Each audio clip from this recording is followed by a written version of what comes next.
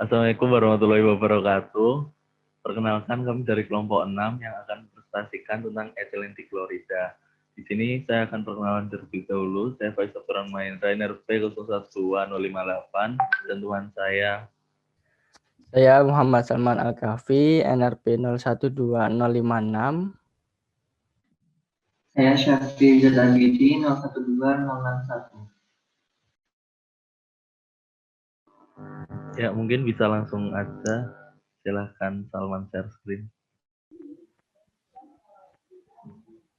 Menurut data yang kami cari di internet, penggunaan etilen diklorida dari seluruh dunia ditempati peringkat pertama yaitu US yang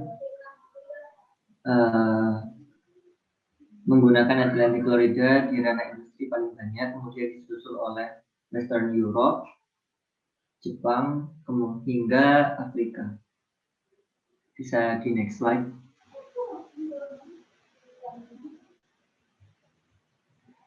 Kemudian slide ini menunjukkan nilai ekonomi dari kebutuhan dari kebutuhan pasar petrokimia US yang dari tahun ke tahun dapat dilihat bahwa US sangat membutuhkan etilen seiring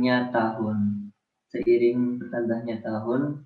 Menurut prediksi 11 tahun ke depan dari tahun 2016.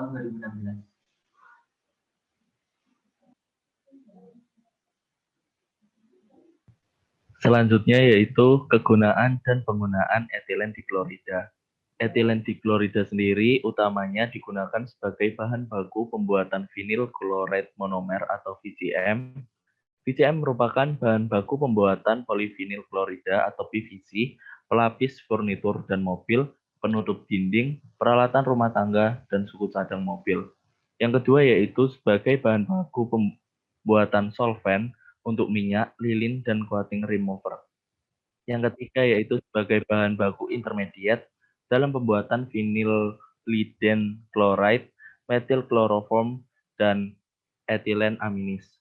Yang keempat yaitu sebagai pengolah lemak binatang, lalu sebagai pelarut ekstraksi, dan yang terakhir yaitu sebagai pelarut aprotik yang baik digunakan sebagai penghilang minyak dan penghilang zat.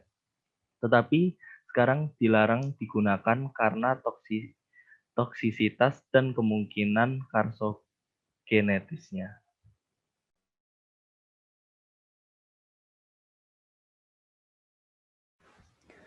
Kemudian adalah peran etilen diklorida dalam dunia industri. Seperti yang sudah dijelaskan sebelumnya, peran etilen diklorida yaitu sebagai yang pertama adalah bahan baku dari pembuatan monomer vinyl klorida, di mana monomer vinyl klorida ini dengan berbagai proses polimerasi akan dapat menghasilkan suatu produk PVC atau polivinyl klorida. Kemudian di sisi lain, penggunaan etilen klorida ini digunakan pada sebagian industri petrokimia sebagai senyawa pengompleks. Kemudian ada juga pada industri warna digunakan sebagai pelarut dan juga digunakan sebagai pelarut klorin pada berbagai reaksi organik. Dan yang terakhir digunakan sebagai pelarut pada industri tekstil, kemudian logam, kemudian pembersih, maupun industri perekat. Setelah kami menelusuri pada internet, kami mendapatkan diagram flow yang diterbitkan oleh PT Asahi Mas Chemical dalam pembuatan PVC, di mana untuk yang pertama,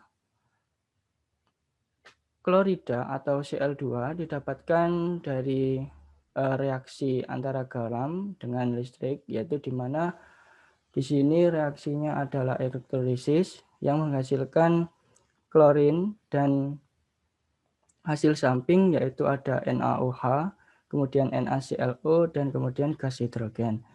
Di mana gas Cl2 ini akan dimasukkan ke dalam sebuah chamber, di mana chamber ini akan mengalami reaksi dengan etilen dengan membentuk etilen diklorida. Proses-proses yang terlibat pada chamber ini yaitu yang pertama ada secara langsung klorinasi, kemudian yang kedua adalah oksihidroklorinasi klorin. Setelah terbentuknya etilen diklorida, kemudian etilen diklorida ini dilakukan cracking, di mana tujuan akhir dari cracking ini membentuk sebuah monomer dari vinyl klorida. Setelah terbentuknya monomer dari vinyl klorida, akan dilakukan beberapa tahap polimerisasi, di mana yang pertama adalah inisiasi.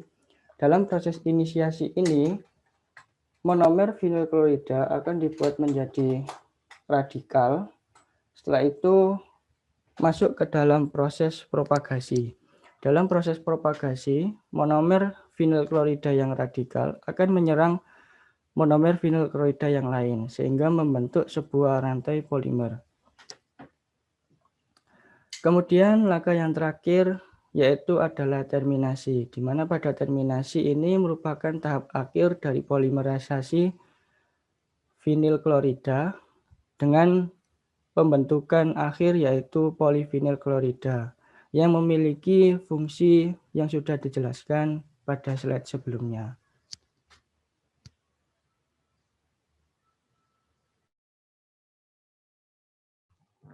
Sekian presentasi dari kelompok kami. Terima kasih atas perhatiannya. Wassalamualaikum warahmatullahi wabarakatuh.